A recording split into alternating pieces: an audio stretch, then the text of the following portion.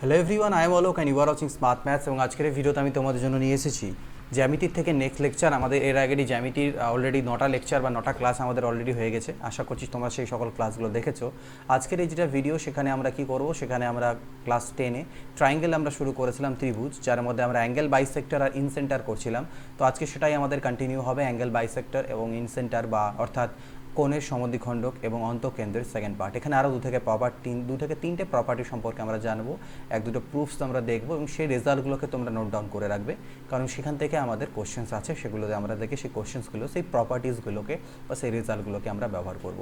একটা সিকোয়েন্স অনুযায়ী দেখবে, তাহলে পরে কিন্তু তোমরা এখান থেকে পুরো বেনিফিটটা পাবে। অর্থাৎ একটা সিকোয়েন্স অনুযায়ী তোমাদেরকে এই ভিডিওসগুলোকে দেখতে লাগবে। প্রপার্টি 5 অবধি আগের ভিডিওতে আমরা করে ছেড়েছিলাম। আজকে আমরা প্রপার্টি 6 এখানে করছি। প্রপার্টি 6 দেখো কি বলছে। প্রপার্টি 6, এটা একটা ত্রিভুজ এবিসি, একটা ত্রিভুজ, যে কোনো ত্রিভুজ, এনি ত্রিভুজ, যে কোনো সমবাহু হোক, সমদ্বিবাহু হোক, বিষমবাহু হোক, যাই হোক না কেন, এবিসি হচ্ছে আমাদের একটা ত্রিভুজ। এখানে এই যে দেখছো এক্স বিটা, এই যে এক্স বি তুমি দেখছো, আর এই যে ওয়াই সি দেখছো, এরা হচ্ছে এক্স বি, ঠিক বলবো না, এক্স থেকে বি পার করে এইখানে আসছে পিতে, আর ওয়াই থেকে সি পার করে এই যে সরল রেখা দুটো, এরা হচ্ছে যথাক্রমে এবিএস কোণের সমদ্বিখণ্ডক। অর্থাৎ এই কোণটাকে দুটো সমান ভাগে ভাগ করছে, থিটা থিটা। আর এই ওয়াইপিটা হচ্ছে এসিআর, এই যে এসিআর দেখছো, অ্যাকচুয়ালি এসিআর, ওকে, এটা এসিআর হবে, এটা ওয়াইসিআর না, এসিআর। এসিআর কোণের আমাদের সমদ্বিখণ্ডক, এই যে এসিআর এর, এটা এদেরকে ফাই ফাই মনে করে নিই, কোণ দুটোর নাম। এই দুটো কোণ সমান, এই দুটো কোণ সমান, কারণ এরা হচ্ছে যথাক্রমে এদের সমদ্বিখণ্ডক, কোণের সমদ্বিখণ্ডক। এরা গিয়ে নিচে এখানে কোন বিন্দুতে মিলছে, পি বিন্দুতে গিয়ে এরা মিট করছে, এরা পি বিন্দুতে গিয়ে মিলছে। আমাকে কি বের করতে বলেছে এখানে, আমাকে এখানে যেটা বের করতে হবে, আমাদেরকে এখান থেকে একটা জিনিস দেখো, কোণ বিপিসি, এই যে এই কোণটার যে মান হবে, এই কোণটার মান কত। এটা কোনো অঙ্ক নয়, এটা একটা প্রুফ বা থিওরেম বলতে পারো বা প্রপার্টি বলতে পারো। এই কোণটার মান আমাদের হয়ে যায় হাফ অফ কোণ বি প্লাস কোণ সি, হাফ অফ কোণ বি প্লাস কোণ সি। অর্থাৎ এই যে বি কোণ আছে আর এই যে সি কোণ আছে, এই দুটো কোণকে যোগ করে তার অর্ধেক করলে আমাদের এই কোণটা হয়, এটার মান। এবার কোশ্চেন আসবে যে কেন হয়, ঠিক আছে। কোণ বি প্লাস কোণ সি বাই 2 করলে আমি এই কোণটার মান হবে। অর্থাৎ পরীক্ষা যদি সাপোজ আমাকে এই দুটো কোণের মান দেওয়া থাকে, আমি ইজিলি কিন্তু এই কোণটার মান বের করতে পারবো। অথবা আমাকে যদি এই কোণটারও মান দেওয়া থাকে, তাহলেও আমি এই কোণটার মান বের করতে পারবো। কারণ এই কোণটার মান যদি জানি, সাপোজ 60 ডিগ্রি, আর ত্রিভুজের তিনটে কোণের সমষ্টি 180 হয়, তাহলে এই দুটো মিলালে 120 ডিগ্রি হবে, তার অর্ধেক মানে এটাও 60 ডিগ্রি হবে সেক্ষেত্রে। তো এইভাবে করে আমরা করতে পারবো কোশ্চেন্স আসলে পরে। এই রেজাল্টটা তোমাদেরকে মনে রাখতে হবে। এবার গল্প হলো এটা কেন হলো, কেন কোণ বিপিসিটা আমার half of B plus C হলো, এটা আমরা দেখছি। তো দেখো, এই কোণটাকে থিটা মানলাম, এই কোণটাকে থিটা মেনেছি আমি, এটাকে ফাই ফাই, কারণ এরা সমান আর এরা সমান। এরা এই কোণটার সাথে সমান নাও হতে পারে, তাই এদেরকে থিটা আর এদেরকে ফাই আমি মনে করেছি, আলাদা আলাদা কোণ। তোমরা এক্স ওয়াই কোণ যা ইচ্ছা ধরতে পারো। এবার এই টোটালটা তো একটা সরল রেখা, এই টোটালটা হচ্ছে একটা সরল রেখা, তাহলে এটা থিটা আর এটা থিটা, 2 থিটা হয়ে গেল। তাহলে এটার মান হতে পারে কত, 180 ডিগ্রি মাইনাস 2 থিটা। এই কোণটার মান, মানে কোণ বি এর মান হচ্ছে 180 ডিগ্রি মাইনাস 2 থিটা। সিমিলারলি কোণ সি এর মান হবে 180 ডিগ্রি মাইনাস 25। এবার এই কোণটার মান তাহলে কত, এই কোণটার আর এই কোণটার, এটাও একটা সরল রেখা, এইখান থেকে নিয়ে টোটাল এই গোটাটা তো একটা সরল রেখা, তাহলে 180 ডিগ্রি হওয়া উচিত অলরেডি। আর এই কোণটার মান তাহলে কত হবে, এই কোণটার মান হবে 180 ডিগ্রি মাইনাস এই দুটো কোণের যোগফল, এই যে এই কোণটার এবং এই কোণটার যোগফল, অর্থাৎ theta plus 180 degree minus 2 theta, 180 degree বিয়োগ, এখানে দেখো থিটা 2 থিটা, এখানে 180 ডিগ্রি তো থাকছেই, 2 থিটা থেকে থিটা চলে গেলে মাইনাস থিটা হয়। এটা যখন বাইরে আসবে মাইনাস 180 ডিগ্রি আর মাইনাস মাইনাসে প্লাস থিটা, অর্থাৎ ইজ ইকুয়াল টু থিটা, অর্থাৎ এই কোণটার মান হলো থিটা। তাহলে একই রকমভাবে এই কোণটার মান ফাই আসবে আমার, সেম টু সেম জিনিসগুলো আছে, খালি একদিকে থিটা একদিকে ফাই আছে। এটা থিটা আর এটা ফাই হলে এটার মান কত, যেহেতু এই যে বিপিসি একটা ত্রিভুজ, তিনটে কোণের সমষ্টি 180 হবে, তাহলে এই কোণটার মান কত হওয়া উচিত, অর্থাৎ কোণ বিপিসি এর মান কত হওয়া উচিত, 180 ডিগ্রি থেকে থিটা আর ফাই বাদ, থিটা প্লাস ফাই বাদ। এবার দেখো এইটুকু থাকুক আমার। এবার তোমরা দেখো কোণ বি আর কোণ সি যদি আমি যোগ করি কত হচ্ছে। কোণ বি মানে আমি দেখলাম 180 ডিগ্রি মাইনাস 2 থিটা, তার সাথে যোগ 180 ডিগ্রি মাইনাস 2 ফাই। 180 মানে হচ্ছে 360 ডিগ্রি, মাইনাস 2 কমন নিলে থিটা প্লাস ফাই, অর্থাৎ এখান থেকে 2 যদি কমন নিয়ে নিই তাহলে 180 degree minus theta plus phi. ঠিক। আর এই 180 degree minus theta plus phi মানেই আমি দেখলাম কি কোণ বিপিসি। বা বলতে পারি এখান থেকে আরেকটা লাইন যদি আমি এরকম লিখি যে দুইটাকে পাল্টি খাইয়ে এদিকে নিয়ে যাই, তাহলে বলতে পারি আমি হাফ অফ কোণ বি প্লাস কোণ সি মানে হচ্ছে 180 degree minus theta plus phi. তাহলে এটা মানে হচ্ছে 180 degree minus theta plus phi. আবার বিপিসি মানও সেম, তাহলে বিপিসি ইজ ইকুয়াল টু, তাহলে আমি বলতে পারি BPC is equal to half of কোণ বি প্লাস কোণ সি। অর্থাৎ এই প্রুফটা আমার হলো। তো আশা করছি প্রুফটা বুঝতে পারলে, প্রুফটা ইম্পর্টেন্ট অবভিয়াসলি, কারণ এটা বুঝতে পারলে পরীক্ষায় অনেক সময় কী হয় এই ফর্মুলাগুলো গুলিয়ে যাওয়ার চান্স থাকে, কারণ এরকম অনেকগুলো আমরা পাবো। তো প্রবলেম যখন মনে নাও পড়তে পারে, সেহেতু সেক্ষেত্রে কি আমার যদি থিওরামটা জানা থাকে চট করে না তখন মানে একটু রাফ ক্যালকুলেশন করে আমি এটা বের করেও নিতে পারবো, কোশ্চেনটা আমার বাদ যাবে না। মনে রাখতে পারলে ভালো, না থাকলেও আমার কনসেপ্ট জানা থাকলে বের করতে পারবো, নয়তো কোশ্চেনটাকে আমাদের ছেড়ে আসতে হবে। এবার আসি প্রপার্টি নাম্বার 7-এ। প্রপার্টি নাম্বার 7 কি বলছে, আমরা আগের দিন দেখেছিলাম এবিসি যদি একটা ত্রিভুজ হয় আর এই বিআই আর সিআই হচ্ছে অ্যাঙ্গেল বাইসেক্টর বা কোণের অন্তঃসমদ্বিখণ্ড, ঠিক। তো আর যে বিন্দুতে মিলে সেটাকে কি বলা হয়, তিনটেই, এটাও মিলবে, তো এটা আমি ড্র করিনি, আমাদের দুটো দিয়েই কাজ হয়ে যাবে। যে পয়েন্টে মেলে কোণের সমদ্বিখণ্ডকগুলো সেটাকে ইন সেন্টার বলি বা অন্তঃকেন্দ্র বলি। কি বলি আমরা? অন্তঃকেন্দ্র। নোট করে নেবে, ইন সেন্টার বা অন্তঃকেন্দ্র বলি। তো এখানে বলছে এই কোণটার মান কত হবে, 90 ডিগ্রি প্লাস কোণ a/2। এটা আগের দিনই আমরা পড়েছিলাম, প্রপার্টি নাম্বার লাস্টেরটাই আই থিঙ্ক প্রপার্টি নাম্বার 5 কি 4 ছিল, যে এই কোণটার মান 90 ডিগ্রি প্লাস a/2 হয়। কিন্তু সেখানে আমি তোমাদেরকে প্রমাণটা দেখাইনি আই থিঙ্ক, যে কেন হয়। আজকে আমরা দেখবো সেই প্রমাণটা, যে এটা কেন 90 ডিগ্রি প্লাস a/2 হয়, এবং এটাও জানবো যে এই কোণটার মান 90 ডিগ্রি মাইনাস a/2 হয়। এবার এটা কোত্থেকে এলো, এটা হলো এবিকে যদি আমি বর্ধিত করে দিই আর এসিকে যদি বর্ধিত করে দিই, ঠিক। এই যে পি পয়েন্টটা, এটা হচ্ছে অ্যাকচুয়ালি এক্স সেন্টার, এটাকে বলা হয় এক্স সেন্টার। এটা যেমন অন্তঃকেন্দ্র, এটা বহিঃকেন্দ্র। বহিঃকেন্দ্র মানে কি, বেসিক্যালি বহিঃকেন্দ্র আমি পরেরটা দেখাচ্ছি একটা ছবি। এই যে বহিঃকেন্দ্র মানে এই ত্রিভুজের দুটো বাহুকে যদি এরকম বর্ধিত করে দেওয়া যায়, তারপর এইখানে যদি একটা এরকম, এটা অ্যাকচুয়ালি এখান দিয়ে যাবে, এইখানে যদি এরকম একটা সার্কেল ড্র করা যায়, তাহলে সেই সার্কেলের যে সেন্টারটা সেটা হচ্ছে অ্যাকচুয়ালি বহিঃকেন্দ্র। তো এইখান থেকে এরকম এরকম এরকম এরকম জয়েন করা যাবে, এরকম এরকম এরকম এরকম জয়েন করা যাবে। এরা হয়ে যাবে অ্যাকচুয়ালি এদের কি অন্তঃসমদ্বিখণ্ডকগুলো, এটার ওকে সমদ্বিখণ্ডকগুলো। বহিঃসমদ্বিখণ্ডক মানে বোদ্ধা কথা, কোনো ত্রিভুজের অন্তঃসমদ্বিখণ্ডকগুলো, কোণের অন্তঃসমদ্বিখণ্ডকগুলো যে বিন্দুতে মিলিত হয় তাকে ইনসেন্টার বলে, আর কোণের বহিঃসমদ্বিখণ্ডকগুলো যে বিন্দু থেকে মিলিত হচ্ছে সেটাকে এক্স সেন্টার বলা হয়। পিটা হচ্ছে এখানে আমাদের এক্স সেন্টার বা বহিঃকেন্দ্র। তো এই বহিঃকেন্দ্র যে কোণ তৈরি হয় সেটা হয় 90 ডিগ্রি মাইনাস a/2, আর এটা 90 ডিগ্রি প্লাস a/2। নাও আমরা প্রুফটা দেখব কেন এটা হয়। দেখো এই ত্রিভুজটাতে লক্ষ্য করো, বিআইসি, এই ত্রিভুজটার মধ্যে মোট তিনটে কোণ আছে। একটা তো হচ্ছে কোণ বিআইসি, একটা তো হচ্ছে কোণ বিআইসি, এই কোণটা, ঠিক। প্লাস এটা যেহেতু সমদ্বিখণ্ডক, গোটাটা বি, তাহলে এটাকে আমি b/2, এটাকে আমি b/2 লিখতে পারি, মানে কোণ b/2, কোণ b/2 লিখতে পারি।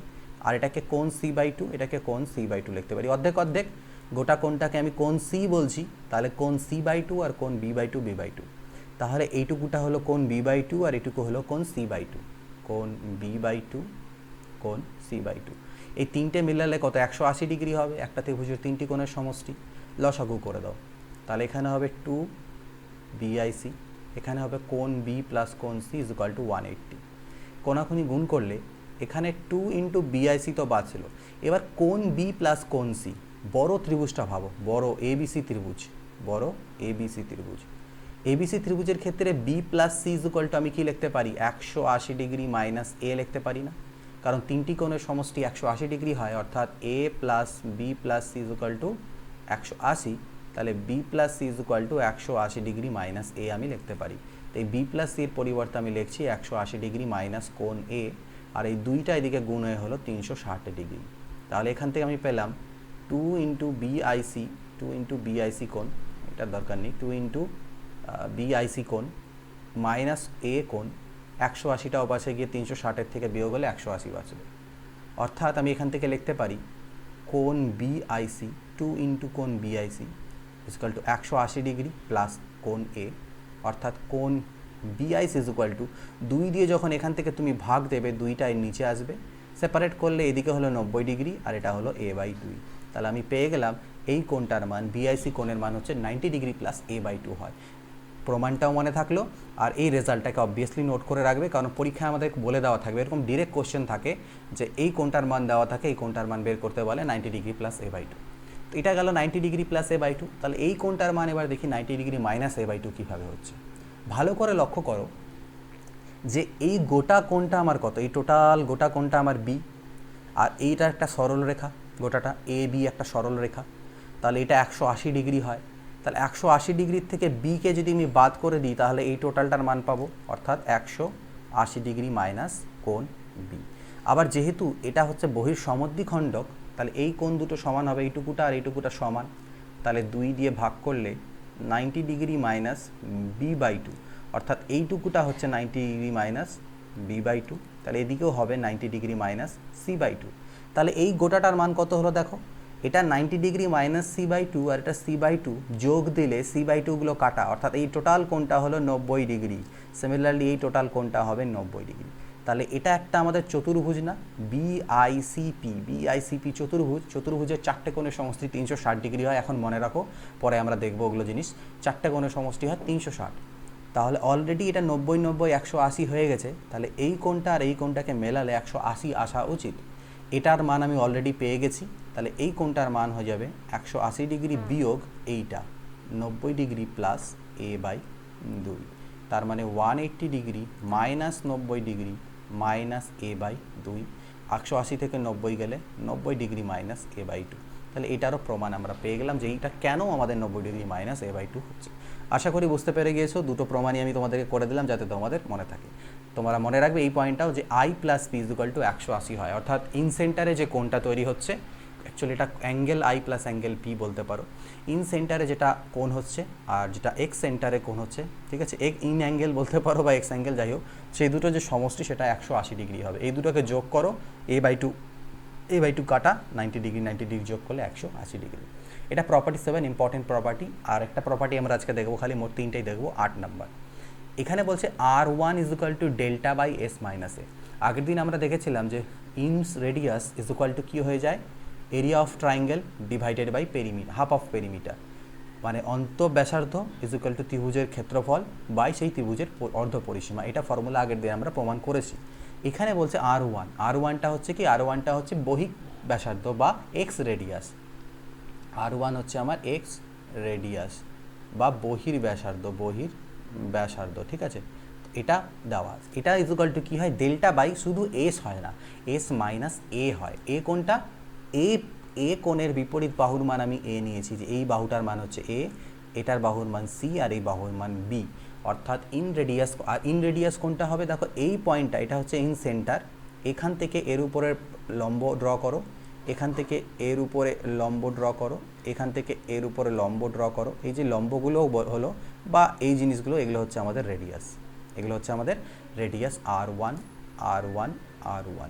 তো এটাই আমাদের বলেছে, এই R1 বা এক্স রেডিয়াসের মান হবে এই যে এবিসি ত্রিভুজ ছিল তার ক্ষেত্রফল বাই ত্রিভুজটার হাফ অফ পেরিমিটার মাইনাস এই বাহুটার দৈর্ঘ্য। এফ মনে রাখবে না, মনে রাখবে এই বাহুটার দৈর্ঘ্য, নাহলে পরীক্ষায় যদি তোমরা নামগুলো উল্টা পাল্টা দেখো তাহলে ভুল হয়ে যাবে আবার। তো এটা আমরা প্রমাণ করে দেখিনি কেন এটা হয়, ঠিক আছে।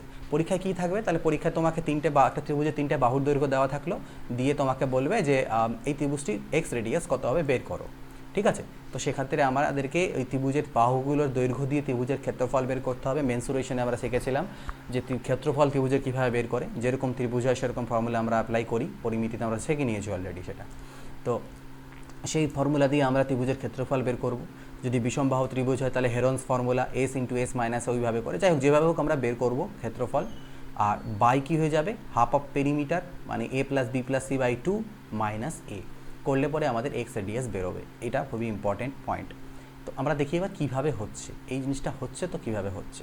এখানে দেখো আমি এখান থেকে এটাকে পুরোপুরি জয়েন করে দিচ্ছি এটাকে, অ্যাকচুয়ালি এটা টোটালটা এরকমভাবেই যাবে, ঠিক, ওকে, এইভাবে করে। আর এগুলো তো আমাদের জানোই, এগুলো হচ্ছে আমাদের বাইসেক্টরগুলো, ওকে, এক্সটার্নাল বাইসেক্টর বলা হয় এদেরকে, বহিঃসমদ্বিখণ্ড। এখানটায় আমি যদি নামকরণ তো সব দেওয়াই আছে, আমি এইটাকে ও নাম দিলাম, এক্স রেডিয়াসটাকে আমি ও নাম দিলাম, মানে এক্স সেন্টারটাকে আমি ও নাম দিলাম। আর এখানে আমাদের একটা ইন সেন্টার থাকে, তো সেটা দরকার নেই যদিও আমাদের এখন এই মুহূর্তে। এখানে একটা লক্ষ্য করো, এই ত্রিভুজটাকে আমি যদি একটা জিনিস লিখবো তোমরা জাস্ট খালি ফলো করবে, সেই জিনিসটা কি ফলো করবে দেখো, ট্রাইঙ্গেল, আমি এখানে লিখছি ত্রিভুজ এ বিও প্লাস ত্রিভুজ ACO minus triangle BOC is equal two triangle ABC। দেখো আমি ঠিক লিখলাম কিনা, ABO কালি চেঞ্জ করে নিই, তাহলে বুঝতে তোমাদের সুবিধা হবে। দেখো ABO এই যে টোটাল ত্রিভুজটা তার ক্ষেত্রফল লিখলাম ABO। সিমিলারলি ACO এই ত্রিভুজটার ক্ষেত্রফল যোগ করলাম, যোগ করে সেই দুটো ত্রিভুজের ক্ষেত্রফল থেকে যদি আমি এই ত্রিভুজটার ক্ষেত্রফল অর্থাৎ BOC এর ক্ষেত্রফলকে মাইনাস করি, তাহলে আমার এইটুকুটা পড়ে থাকবে না, এই ত্রিভুজটা শুধু পড়ে থাকবে, এই যে এই ত্রিভুজটা এটা পড়ে থাকবে, অর্থাৎ ত্রিভুজ ABC পড়ে থাকবে। ঠিক, এবার দেখো এদের ক্ষেত্রফলগুলো কত করে। আমি ত্রিভুজটাকে ওখান থেকে না তুলে আনছি, আলাদা করে তোমাদেরকে দেখাচ্ছি। এই রকম এটা হচ্ছে আমার ত্রিভুজ ছিল A B আর O। আর কি আছে দেখো, এটা আমাদের বর্ধিত ছিল, আর এখান থেকে এর উপরে আছে 90 ডিগ্রি এটা লম্ব অঙ্কন করা। তাহলে এটা আমাদের কীরকম ত্রিভুজ, এই ত্রিভুজটা আমাদের কিন্তু স্থূলকোণী ত্রিভুজ। এই কোণটা কিন্তু 90 ডিগ্রি থেকে একটু বড় আছে, একটু ব্যাকা আছে, 90 ডিগ্রি থেকে বড় স্থূলকোণী ত্রিভুজ বা বিষমবাহু ত্রিভুজ যাই বলো না কেন। তো এই ত্রিভুজের ক্ষেত্রফল কীভাবে বের করব, হাফ ইন্টু ভূমি। উল্টোভাবে এটাকে ঘুরিয়ে ভাবো, এইভাবে ঘুরিয়ে ভাবনা চিন্তা করো, যেখানে ABটা হচ্ছে ওর ভূমি, অর্থাৎ আমি যদি ঘুরিয়ে নিই তোমাদের জন্য ছবিটাকে এইরকমভাবে, suppose like that, okay, suppose এইভাবে না, সাপোজ এইভাবে করে আমি ঘুরিয়ে নিই, এইভাবে ঘুরিয়ে নিলাম, এটা A, এটা B, এটা O, আর এখান থেকে এর উপর লম্ব ড্র করা আছে।